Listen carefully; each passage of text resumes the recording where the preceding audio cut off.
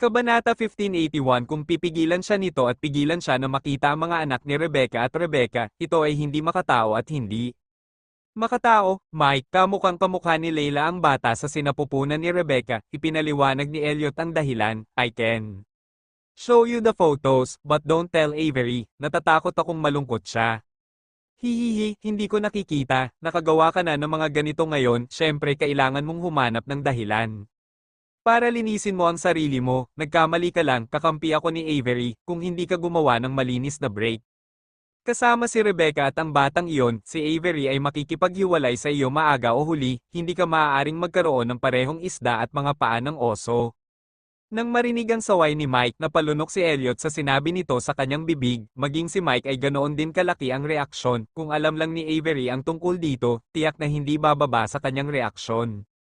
Dahil hindi nagsalita si Elliot, medyo bumalik sa katawan niya ang dahilan ni Mike, sabi mo kamukha ni Leila ang bata, sigurado ka bang hindi ka nagbibiro, paano kayo magkahawig ng anak ni Rebecca kay Leila?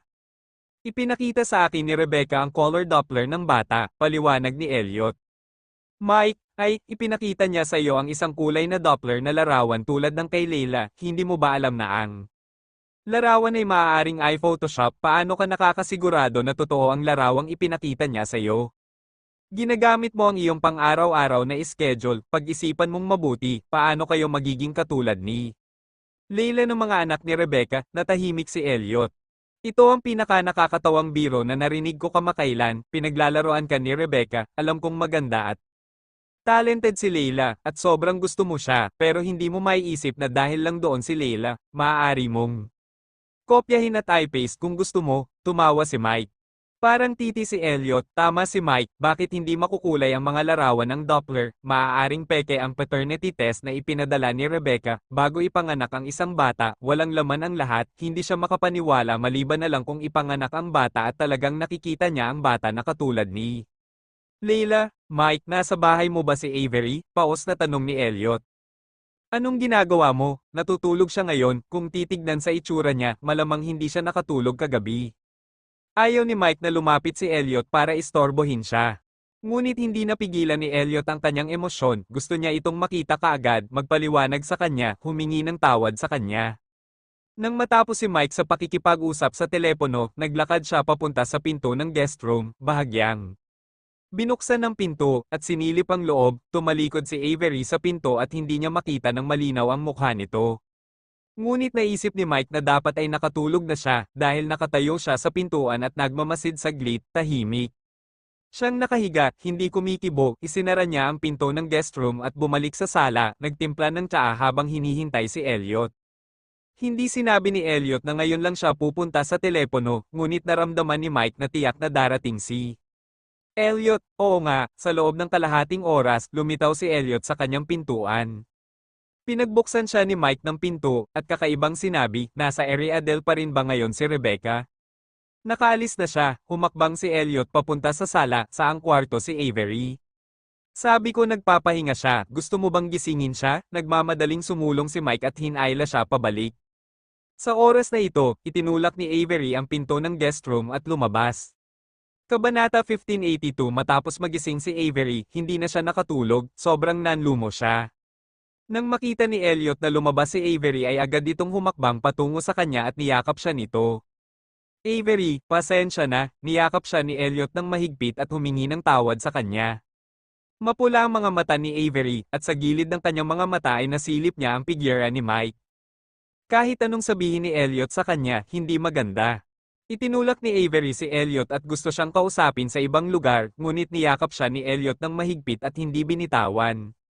Pumunta ka sa kwarto at mag-usap, pinagsisisihan ni Avery ang kanyang gwapong mukha at ulong, huminga ng malalim si Elliot, hinawakan ng kanyang braso, at dinala siya sa silid. Pumasok ang dalawa sa kwarto at isinara ang pinto. Kumunat ang noo ni Mike, nagpakawala ng malungkot na buntong hininga, at naglakad papunta sa pinto ng guest room. Gustong makarinig, sayang at hindi masyadong nag-ingay ang dalawa sa kwarto, at walang narinig si Mike.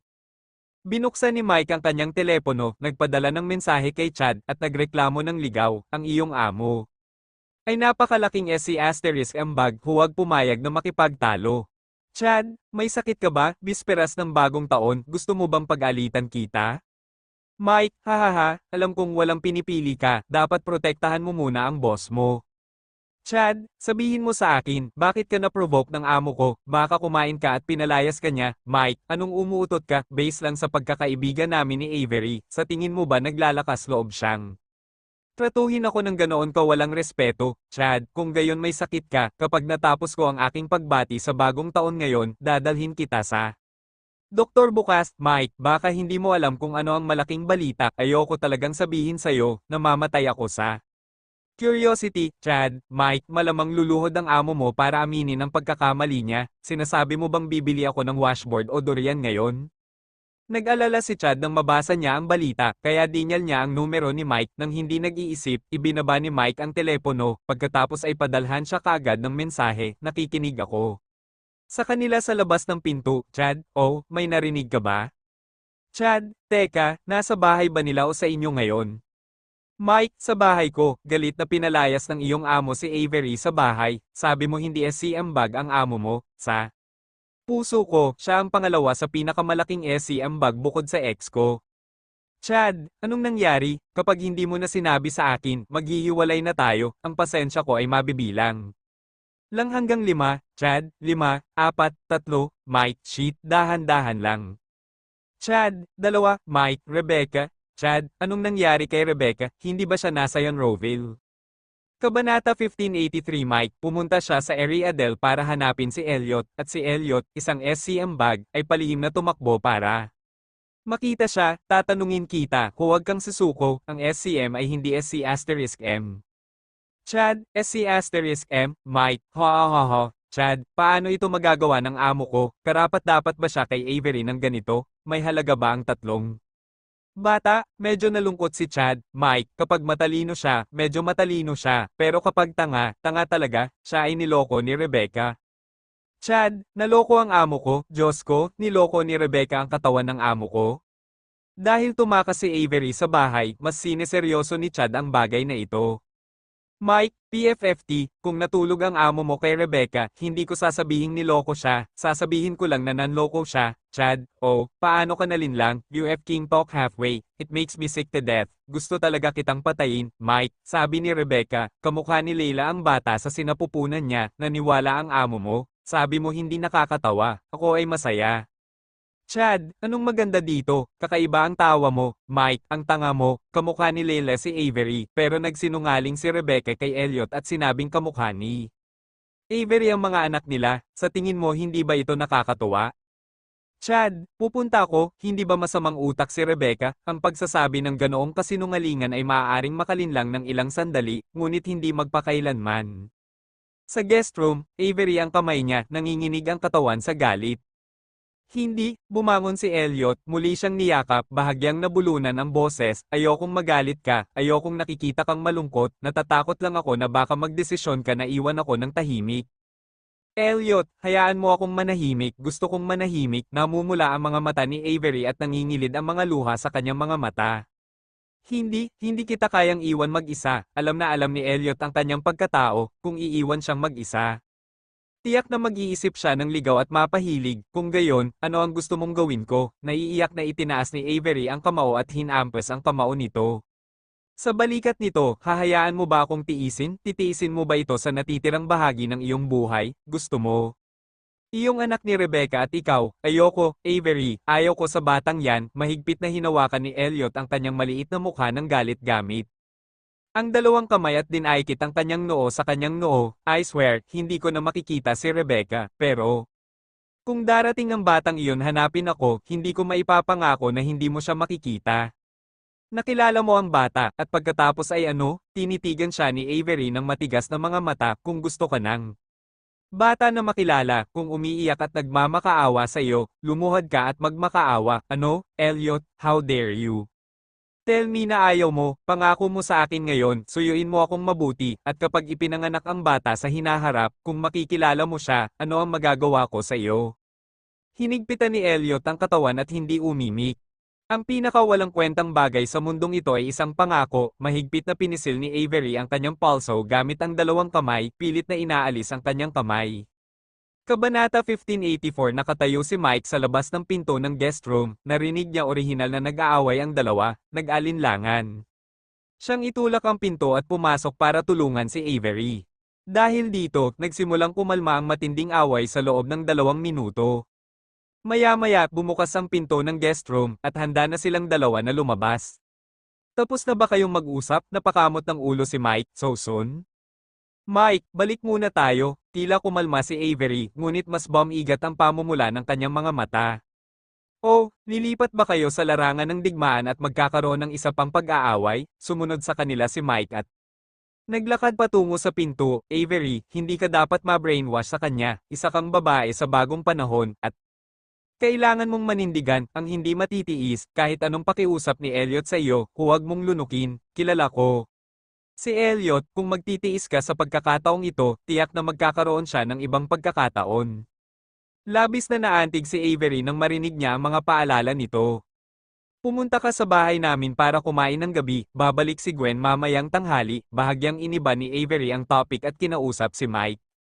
Mike, oo, sa iyo ba o kay Elliot? Tanong ni Mike. Avery, ipagdiwang natin ang bagong taon sa bahay ng Elliot. Sige, makikita ko ang sitwasyon sa gabi, kung libre ko, pupunta ako dyan, pinaalis sila ni Mike. Sinundan ni Elliot si Avery sa isang kotse, at ang driver ay nagmaneho ng isa pang kotse. Pagkaalis ng dalawang sasakyan, nagpadala si Mike ng mensahe kay Avery, ano ang pinag-usapan ninyong dalawa, hinayaan mo lang siya. Pagka-uwi ni Avery, sumagot siya, New Year muna, pagkatapos ng Spring Festival. Mike, oo, bagong taon ngayon, gaano ka kaagrabyado, 6 na araw na lang bago matapos ang bagong taon, Avery, tumanggi si Elliot na makipaghiwalay. Mike, alam kong hindi siya maghihiwalay, kung siya ay mahiwalay sa iyo, walang sino man sa 3 anak ang makakasama niya, gusto pa niya ang mga anak ni Rebecca, pati yung 3 anak, sa totoo lang, napakawalang awa niya sa mga babae, ang gusto niya ay ang mga anak niya. Avery, medyo inaantok na ako, matutulog muna ako, punta ka para sa hapunan ngayong gabi. Mike, dahil gusto mo akong pumunta, tiyak na pupunta ako. Hindi sumagot si Avery, hindi siya nakatulog kagabi, hilong-hilo siya, sa bawat hakbang niya pasulong, pakiramdam. Niya ay mahuhulog siya sa susunod na segundo, nang makitang hindi tama ang kanyang pag-iisip, agad na ay nalalaya ni Elliot ang kanyang braso. Pagkapasok ni Avery sa kwarto ay dumiretso siya sa kama at nahiga. Hindi umalis si Elliot, umupo siya sa gilid ng kama at pinanood ang pagtulog nito. Hindi nagtagal, pinapunta ni Ben Schaffer si Gwen sa bahay ni Foster. May tawanan na tawanan sa ibaba, napakasigla, tita, ang galing mo, hinay pa ni Leila ang bahaghari kay Gwen, kapag nasa finals ka na, gusto kitang makitang mag-perform. Sige, basta huwag mong i-delay ang pag-aaral mo, syempre welcome kita sa eksena. Binuksan ni Gwen ang malite sa sala at inilabas ang bagong red along binili niya para sa kanila. Leila, nasaan ang nanay mo? Binili ko siya ng sobrang gandang bracelet. Siguradong magugustuhan niya ito. Ang aking ina kaninang umaga ay pumunta sa libingan ng aking lola at pagkabalik ay natutulog siya, walang kurap na tinignan ni Leila ang malite ni Gwen. Tita, puno ba ng regalo ang malite mo? Ang dahilan kung bakit nagtanong si Leila, kaunti lang ang damit sa kahon. Oo, nasa satchel ko ang mga damit ko, ang kahon na ito ay puno ng mga regalo para sa iyo. Lumapit din si Adrian, nang makita siya ni Gwen ay agad niya itong sinigawan. Adrian, binili kita ng regalo. Kung hindi mo ako tatawaging tanga, ito ang pinakamagandang regalo, may nahihiyang ngiti sa labi si Adrian. Gusto kitang tawaging tanga ng conditioned reflex ko, pero sa dami ng tao sa pamilya ko, nagpigil ako, dapat. Bigyan kita ng mukha, naglabas si Gwen ng isang box at inabot sa kanya, this is a drawing board for drawing. Kapag bored ka, magagamit mo ito sa pagsusulat at pagguhit. Kinuha ni Adrian ang regalo, medyo nag-aalala na hindi niya ito gagamitin. Magpapadala ako sa iyo ng tutorial mamaya, at mas mapapanood mo ang video, kung hindi mo talaga kaya, gagawa ako ng paraan para sa iyo. Tanong ni Gwen, gusto mo ba? Tahimik na tumango si Adrian, gusto ko ito, Kabanata 1585. Adrian, napakahusay kong modelo ngayon, kapag naging professional model na ako, kikita ako ng malaki, Gwen. Said to him in a showy tone, sana maging model ka balang araw, ang isang normal na tao ay maaaring magpakasal sa isang manugang, namula ang mukha ni Adrian. Tanong nito, nahihiyang sagot niya, Gwen, nakakatawa ka, hindi napigilan ni Ben Schaffer na tumawa sa tabi niya. Bakit hindi ka pa umaalis? Narinig ni Gwen ang boses niya at agad siyang tinignan. Di ba sabi mo gusto mong bumalik para makabawi sa tulog? Makakabawi din ako sa pagtulog ko dito. Babalik ako after dinner. Ayaw munang umalis ni Ben dahil masyadong masigla dito. Maya-maya, bumaba na si Elliot. Elliot, dinalhan ka ng kapatid mo ng regalo. Umupo si Ben Schaffer sa sofa na may hitsura sa kanyang mukha na. Nanunood ng palabas, sinulyapan siya ni Gwen, saka inilabas sa Melita ang binili nitong regalo para sa kanya. Nang bumili siya ng mga regalo, naroon si Ben Schaffer para sa kanyang sanggunian. Halimbawa, ang drawing board para kay Adrian ay ang mungkahi ni Ben Schaffer. Ngunit nang pumipili ng mga regalo para kay Elliot, hindi nagbigay ng anumang mungkahi si Ben Schaffer. Hiniling sa kanya ni Ben Schaffer na bilhin ang anumang gusto niya dahil hindi ito magugustuhan ni Elliot kahit ano pa ang kanyang binili. Si Elliot ay kulang sa lahat ng mayroon siya ay ang pinakamahusay, at si Gwen ay may limitadong pondo, kaya imposibleng bumili ng masyadong mahal na mga regalo para kay Elliot. Nakita ni Elliot ang tatlong bata na nakapalibot sa malita ni Gwen, kaya naglakad siya sa harap ni Gwen, ibinigay sa kanya ni Gwen ang regalo, ang kanyang boses ay bahagyang mas mababa kaysa dati, Happy New Year, sinulyapan ni Elliot ang regalong ibinigay niya, at pagkatapos ay nagpatuloy, salamat. Ang regalo sa kanya ni Gwen ay isang napakagwapong cartoon character na may hawak na gintong karatula na may nakasulat na 24 Filial Piety, Good Husband. Ironic, pinagalitan niya lang si Avery, kung hindi bisperas ng bagong taon, natatakot si Avery na hiwalayan siya. How dare he bear the label of 24 Filial Piety and a Good Husband? Elliot, alam mo ba kung ano ang tawag sa cartoon character na ito? Tanong ni Ben Schaffer. Siyempre hindi alam ni Elliot, ito ang lalaking bida ng comics ng isang babae, gustong-gusto ni Gwen ang cartoon character na ito, sa tingin niya ay halos kapareho ka ng cartoon character na ito, domineering at mayaman, pag-ibig mula sa isa hanggang sa dulo. Ben Schaffer added, nadama ni Elliot na ang regalong ito ay balang tuna at mainit, nagdilim agad ang mukha niya. Napansin ni Ben Schaffer ang abnormalidad at agad na isinara ang kanyang bibig. Ako na ang baalang makatulog, tumayo si Ben Schaffer mula sa sofa at hinayla si Hayden palayo. Pagpasok sa guest room, tinanong ni Ben Schaffer si Hayden, what's wrong, bad mood ang papa mo? Hayden, bakit hindi ko nakita? Hindi alam ni Hayden na nagtatalo ang kanyang mga magulang, kaya hindi niya akalaing abnormal si Elliot.